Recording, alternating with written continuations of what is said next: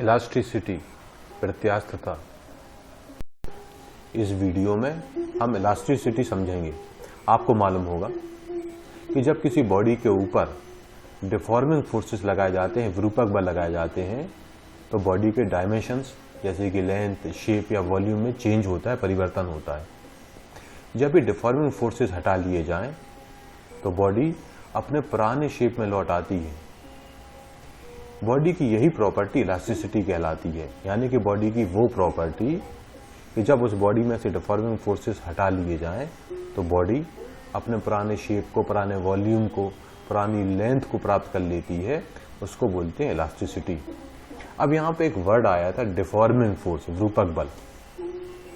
Deforming force वो force होता है जिसको लगाने पर बॉडी के डायमेंशंस पे जैसे कि लेंथ, शेप या वॉल्यूम में चेंज आता है। इलास्टिसिटी का कारण क्या है? आपको मालूम है किसी भी बॉडी में एटम्स, मॉलिक्यूल्स इस तरह से अरेंज होते हैं कि वो अपने नेबरिंग एटम या मॉलिक्यूल के ऊपर फोर्स लगाते हैं और इस फोर्स को इंटरमॉलिक्यूलर फोर्स कहा जाता है। एग्जाम्पल के तौर पे आप देखें, यहाँ पे हमने दो एटम या मॉलिक्यूल लिए हैं और इनके बीच में फोर्स लग रहा है, इंटर एटॉमिक फोर्स। इस इंटर एटॉमिक फोर्स को एक स्प्रिंग के रूप में दिखाया है, यानी कि यह दिखाने की कोशिश की है कि दो एटम या मॉलिक्यूल एक स्प्रिंग से जुड़े हुए हैं और इन एटम या मॉलिक्यूल के बीच में डिस्टेंस है r0। तो इन एटम्स के बीच में जो स्प्रिंग है, वो स्प्रिंग इंटर मॉलिक्यूलर फोर्स या इंटर एटॉमिक फोर्स को रिप्रेजेंट कर रही है। जब हम बॉडी पे डिफॉर्मिंग फोर्स लगाते हैं, तो या तो बॉडी के मॉलिक्यूल्स या एटम्स एक दूसरे के करीब आएंगे या एक दूसरे से दूर चले जाएंगे। तो जब वो एटम्स या मॉलिक्यूल एक दूसरे के करीब आते हैं या एक दूसरे से दूर जाते हैं, तो उनके बीच में रीस्टोरिंग फोर्स डेवलप हो जाता है। तो जब डिफॉर्मिंग फोर्स को हटा लिया जाता है, वापस ले लिया जाता है, तो बॉडी के एटम्स या मॉलिक्यूल्स अपनी पुरानी पोजीशन में, जिससे कि हम इक्विलिब्रियम पोजीशन भी कहते हैं, उसमें लौट जाते हैं, यानी कि बॉडी अपने पुराने शेप को प्राप्त कर लेती है। And this is the reason of elasticity. Elastic body का सबसे अच्छा एग्जाम्पल है आयरन रॉड या स्टील की रॉड, जो आप स्क्रीन पर देख रहे हैं।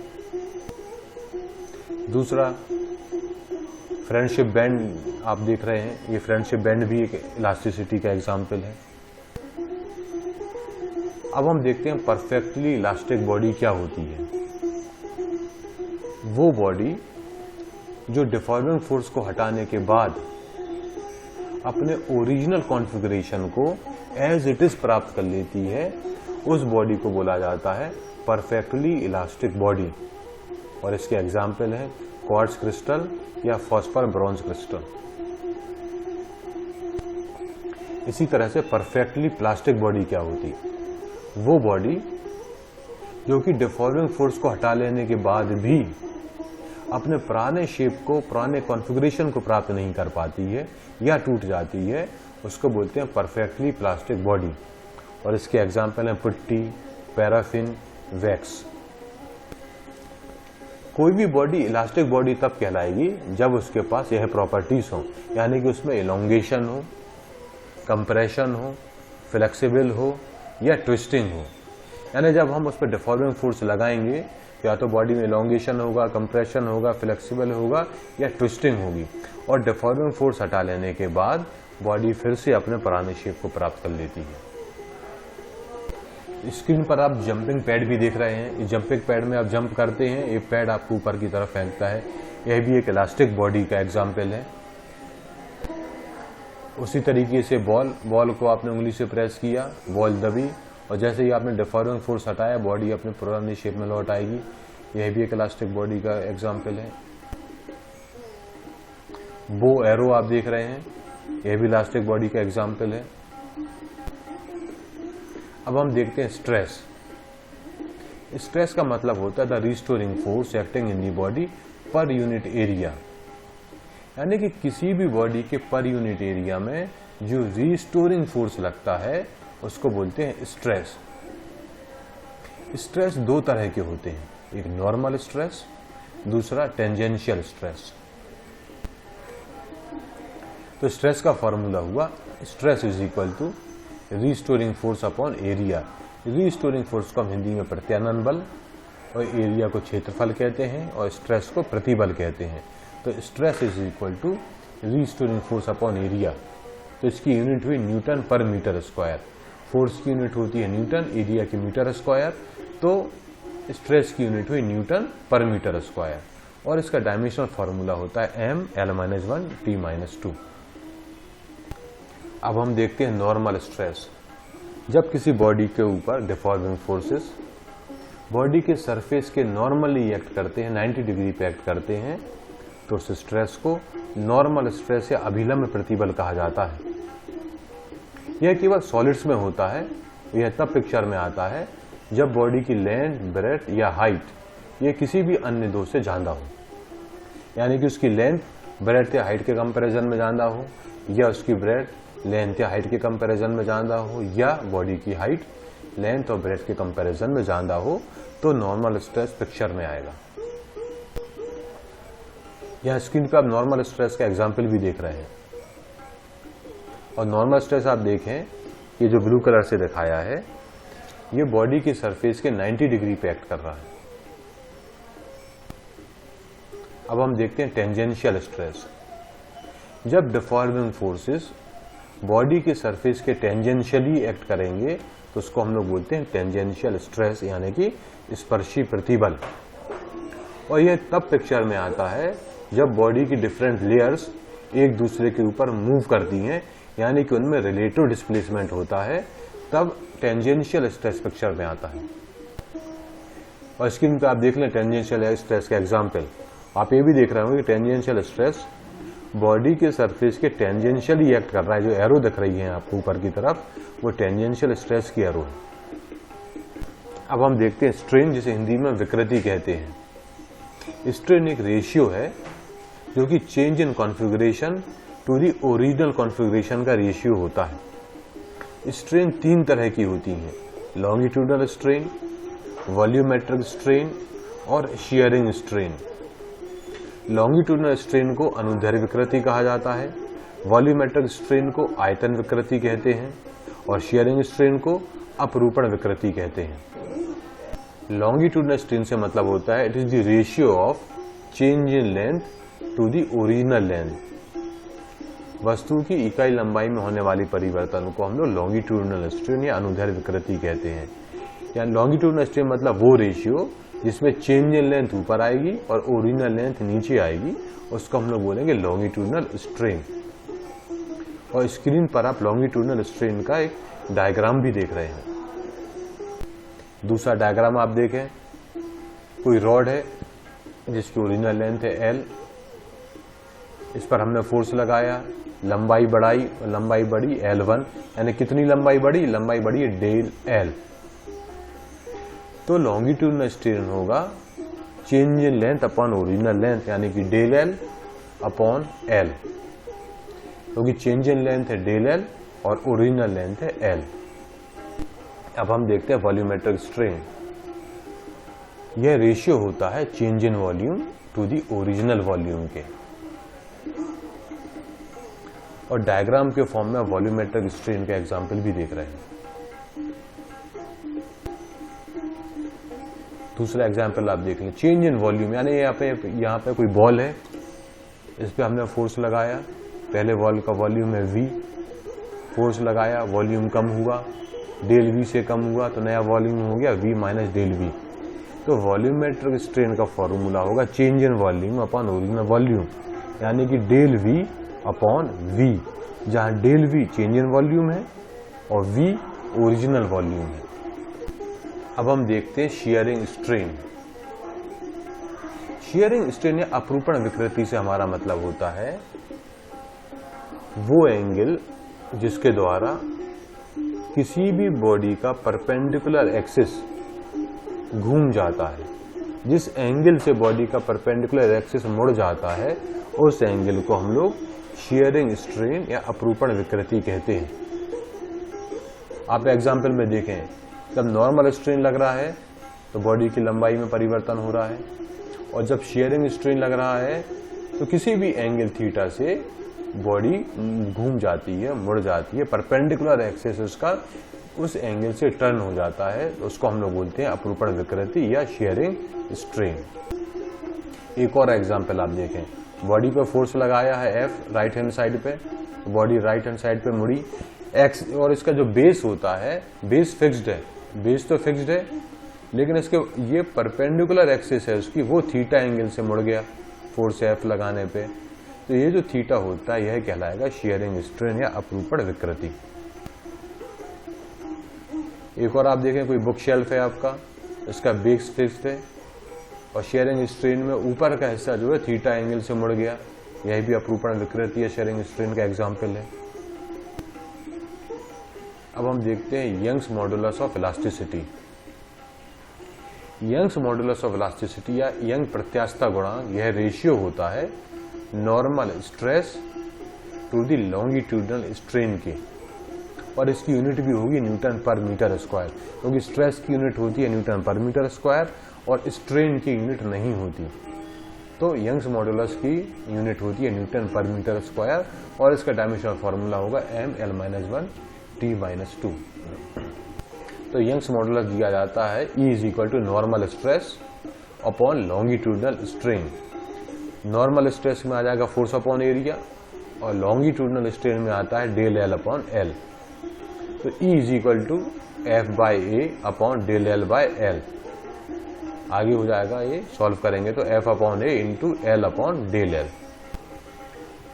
तो किसी भी बॉडी का मॉडुलस ऑफ इलास्टिसिटी जो है वो उस बॉडी के स्ट्रेस और स्ट्रेन के मैग्नीट्यूड पे डिपेंड नहीं करता, वो डिपेंड करता है बॉडी के मटेरियल पे, कि बॉडी का जो मटेरियल है उसका नेचर क्या है, उसकी प्रकृति क्या है। किसी भी एक खास बॉडी के लिए भी अलग अलग यंग्स मॉडुलस हो सकते हैं, क्योंकि यह डिपेंड करेंगे कि उस बॉडी पर जो हमने स्ट्रेस अप्लाइड किया है वो कितना है, उसकी वैल्यू क्या है, और जो स्ट्रेन पैदा हुआ है उसकी वैल्यू क्या है। मॉडुलस ऑफ इलास्टिसिटी की वैल्यू जितनी ज्यादा रहेगी बॉडी या कोई भी मटेरियल, उतना ही ज्यादा इलास्टिक कहलाता है।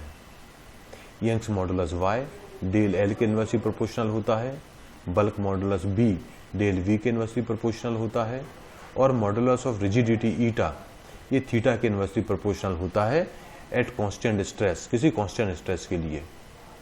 तो यदि स्ट्रेस लगाने के बाद बॉडी के शेप या साइज में थोड़ा भी चेंज आता है तो हम कहेंगे उस बॉडी के पास इलास्टिसिटी है।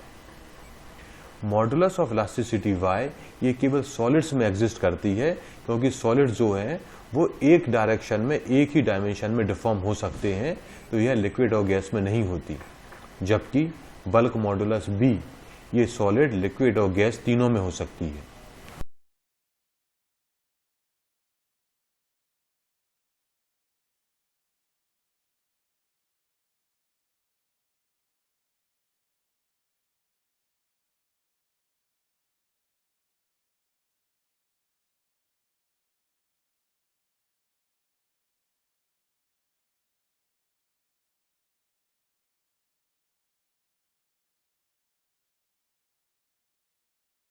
स्क्रीन पर आप एक डायग्राम देख रहे हैं, यहाँ पे एक तार लटका हुआ है जिसकी ओरिजिनल लेंथ है L। इस तार में नॉर्मल स्ट्रेस डेल F लगाया जाता है, तो तार की लंबाई बढ़ती है dl से। यह एग्जाम्पल है यंग्स मॉडुलस ऑफ इलास्टिसिटी का, क्योंकि यहाँ पे जो स्ट्रेस लग रहा है, फोर्स पर यूनिट एरिया लग रहा है, वो सरफेस के नॉर्मल में लग रहा है, सरफेस के 90 डिग्री में लग रहा है, इसलिए ये एग्जाम्पल हो रहा है यंग्स मॉडुलस ऑफ इलास्टिसिटी का। अब हम देखते हैं हुक्स लॉ।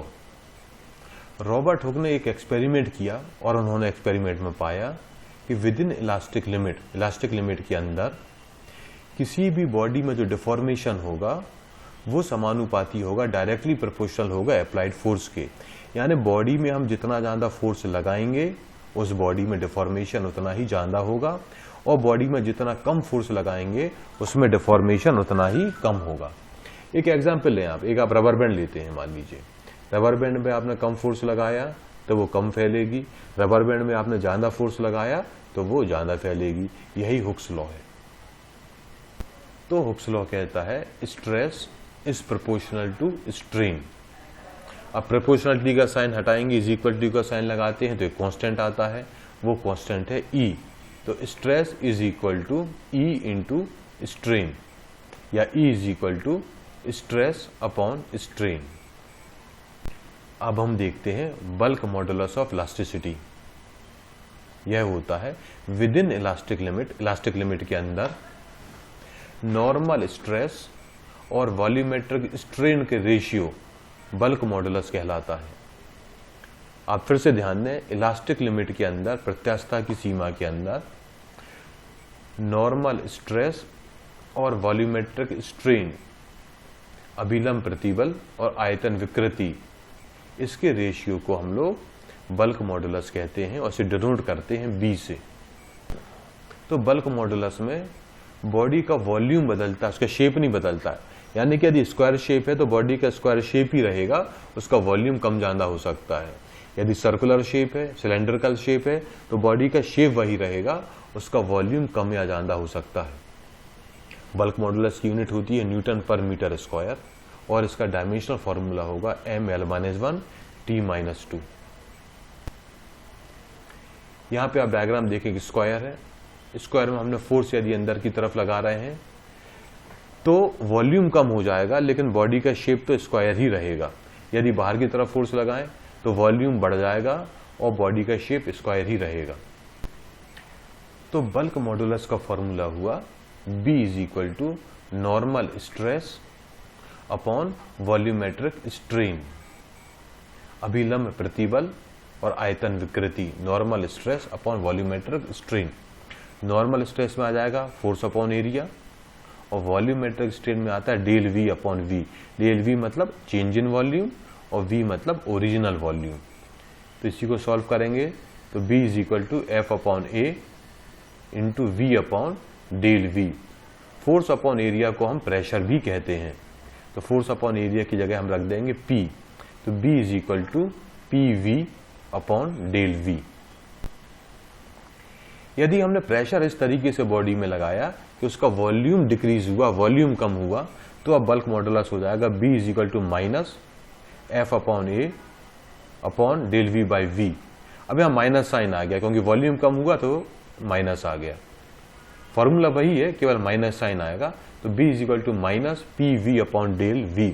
तो यदि बॉडी का वॉल्यूम बढ़ता है तो बल्क मॉडुलस प्लस में आएगा और बॉडी का वॉल्यूम कम होता है तो बल्क मॉडुलस नेगेटिव में आएगा।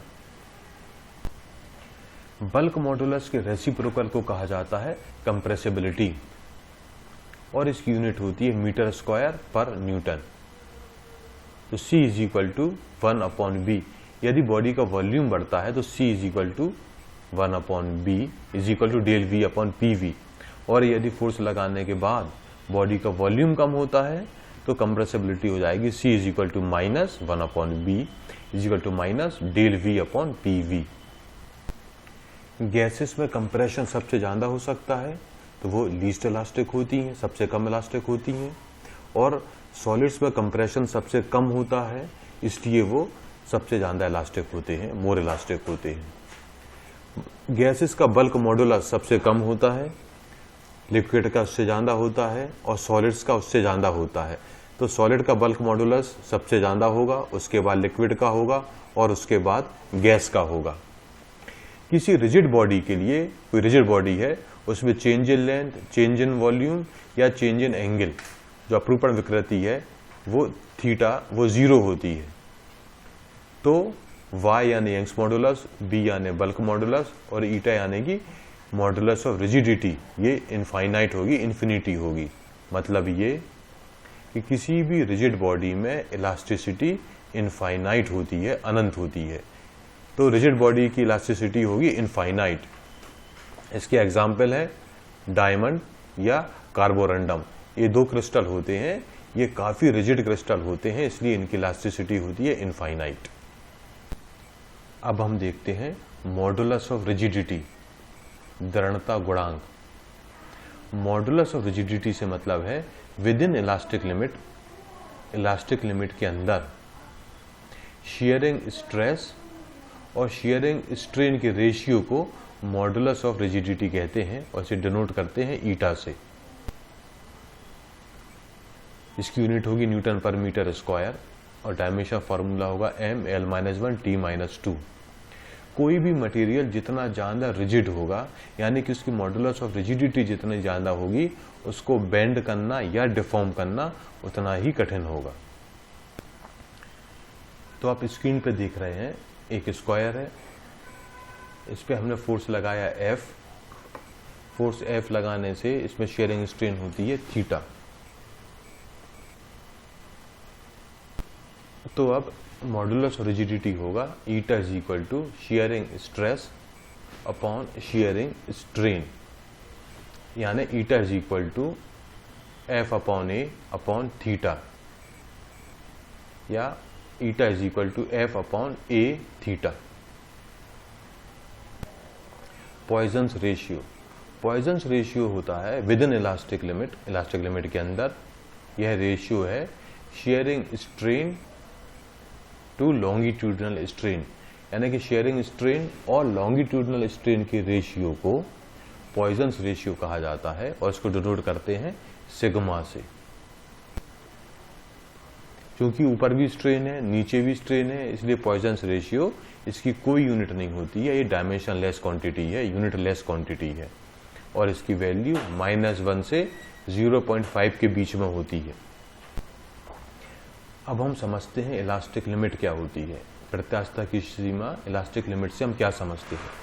आपको मालूम है किसी भी बॉडी में स्ट्रेस लगाया जाता है तो वो नए शेप में पहुंचती है, और स्ट्रेस हटाने के बाद बॉडी अपने पुराने शेप में लौट आती है। तो वो लिमिट जिसके बाद स्ट्रेस लगाने के बाद भी बॉडी पुराने शेप में नहीं लौट पाती है, नया शेप ले लेती है, परमानेंट शेप ले लेती है, या परमानेंटली डिफॉर्म हो जाती है, उस लिमिट को बोलते हैं इलास्टिक लिमिट या प्रत्यास्थता की सीमा। यानी कि वो मैक्सिमम स्ट्रेस जिसको लगाने पर बॉडी नए शेप में आएगी और वापस लेने पर बॉडी पुराने शेप में लौट आती है, उस लिमिट को बोलते हैं इलास्टिक लिमिट। और इस लिमिट को क्रॉस करने के बाद और ज़्यादा यदि हम स्ट्रेस लगाते हैं तो बॉडी परमानेंटली डिफॉर्म्ड हो जाती है। एग्जाम्पल के तौर पे देखें, एक स्प्रिंग है, इस पे आपने अपोजिट डायरेक्शन में फोर्स लगाया तो स्प्रिंग फैली, फोर्स आप हटा देंगे तो स्प्रिंग वापस पुराने शेप में आ जाएगी। अब यदि इलास्टिक लिमिट से ज़्यादा ही हमने फोर्स लगा दिया है तो आप थर्ड डायग्राम देखें, यहाँ पे वो स्प्रिंग या तो टूट जाएगी या परमानेंटली डैमेज हो जाएगी। फैक्टर्स अफेक्टिंग इलास्टिसिटी, इलास्टिसिटी को कौन कौन से फैक्टर्स अफेक्ट करते हैं? पहला है hammering and rolling. Hammering and rolling से क्रिस्टल ग्रेन्स छोटे छोटे टुकड़ों में बढ़ जाते हैं, टूट जाते हैं, और इस कारण से मटेरियल की इलास्टिसिटी बढ़ जाती है। दूसरा है एनीलिंग, किसी मटेरियल को गर्म करना और एकदम से कूल डाउन करना, इसको हम एनीलिंग कहते हैं, और एनीलिंग से किसी भी मटेरियल की इलास्टिसिटी कम होती है। तीसरा फैक्टर है टेम्परेचर, टेम्परेचर बढ़ाने से मटेरियल के जो मॉलिक्यूल्स हैं उनका इंटरमॉलिक्यूलर फोर्स कम हो जाता है, इस कारण से मटेरियल की इलास्टिसिटी कम हो जाती है। एक एलॉय होता है इनवर स्टील, उसमें उल्टा होता है, टेम्परेचर बढ़ाने से इनवर स्टील एलॉय की इलास्टिसिटी बढ़ती है। और fourth one is the impurities, material में कुछ इम्प्योरिटी मिला दी जाए तो उसकी इलास्टिसिटी बढ़ भी सकती है और घट भी सकती है। ये डिपेंड करता है कि मटेरियल कौन सा है और उसमें किस तरह की इम्प्योरिटी मिलाई गई है। स्टील इज मोर इलास्टिक और रबर, स्टील ज़्यादा इलास्टिक होती है या रबर ज़्यादा इलास्टिक होती है? आपको पता होगा रबर में डिफॉर्मेशन बहुत आराम से हो जाता है, आप उसको खींचेंगे तो बहुत आराम से खिंच जाएगी, जबकि स्टील में डिफॉर्मेशन, आपको थोड़ा सा भी डिफॉर्मेशन लेना हो तो उसके लिए काफ़ी फोर्स लगाना पड़ता है, इसलिए स्टील जो है वो ज़्यादा इलास्टिक है रादर देन रबर।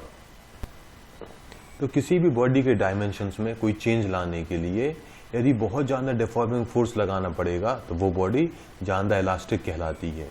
इसीलिए जो स्टील है या लोहा है वो ज़्यादा इलास्टिक होता है रादर देन रबर। रबर कम इलास्टिक होती है और आइवरी या स्टील बॉल्स ज़्यादा इलास्टिक होती हैं। जब अलग अलग मटेरियल्स की बनी बॉडीज़ पे हम एक साथ डिफॉर्मिंग फोर्स लगाते हैं और जो बॉडी सबसे कम डिफॉर्म होगी वो सबसे ज़्यादा इलास्टिक कहलाएगी, और जो बॉडी सबसे ज़्यादा डिफॉर्म हो जाएगी वो सबसे कम इलास्टिक कहलाएगी। इसका मतलब एक हुआ कि आप एक लोहे के तार को खींचें और एक रबर के तार को खींचें। रबर का तार आराम से खींचेगा, लोहे के तार को खींचने में आपको मुश्किल जाएगी। तो जो हमारा लोहे का तार है वो ज़्यादा इलास्टिक है और रबर जो है वो कम इलास्टिक मानी जाएगी। Facts about elasticity.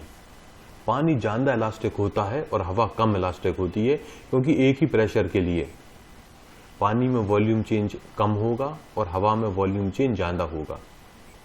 तो हम कह सकते हैं जो मॉडुलस ऑफ इलास्टिसिटी है वो स्ट्रेस या स्ट्रेन की मैग्नीट्यूड पर नहीं डिपेंड करती, वो डिपेंड करती है कि कोई भी बॉडी किस मटेरियल का बना है।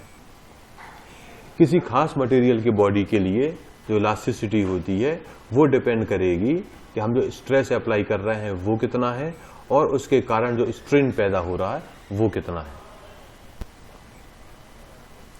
Applications of elasticity. मशीन के जो मेटेलिक पार्ट्स बने होते हैं उनमें कई तरह का स्ट्रेस लगता है, तो हमको ये भी देखना पड़ता है कि कोई भी मशीन मैक्सिमम कितना स्ट्रेस ले सकती है विद इन इलास्टिक लिमिट। हम उसमें कितना स्ट्रेस लगा सकते हैं कि मशीन जो है परमानेंटली डैमेज ना हो, टूटे ना और आराम से काम कर सके। इसके लिए हमको उस मशीनरी के पार्ट्स की या जिस मटेरियल की वो मशीनरी बनी है उसकी इलास्टिसिटी पता होना बहुत ज़रूरी है।